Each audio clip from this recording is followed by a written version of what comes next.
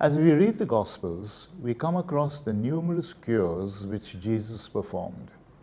In fact, we have no record that Jesus ever turned away any sick person, no matter how tired he may have been, no matter how imperfect the faith of the one who asked.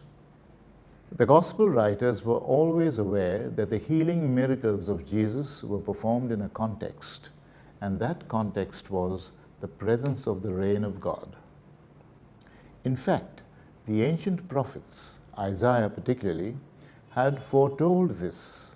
One of the signs that the Messiah had come was that the sick and the crippled would be healed, and those so afflicted would recover their sight and their hearing. And Jesus it is who brings about this right relationship with God, which we call God's reign or kingdom, through his preaching and his healing. Even though he himself avoids undue publicity and discourages people from boasting about their cures.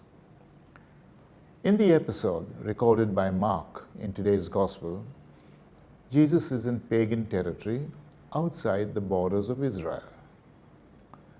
A deaf mute is brought to Jesus, someone with a speech impediment, and Jesus is asked to lay his hands on him and heal him.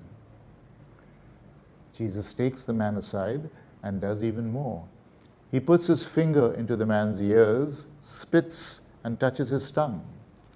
Then he looks heavenwards, sighs, and cries, "Be opened."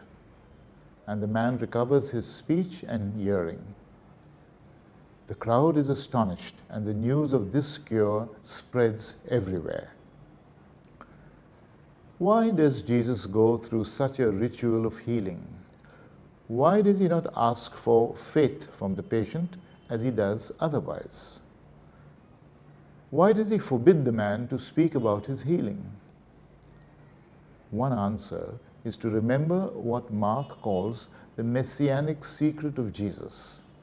Jesus hides his identity as Messiah and healer from the public, always wary of popular sentiment and misunderstanding.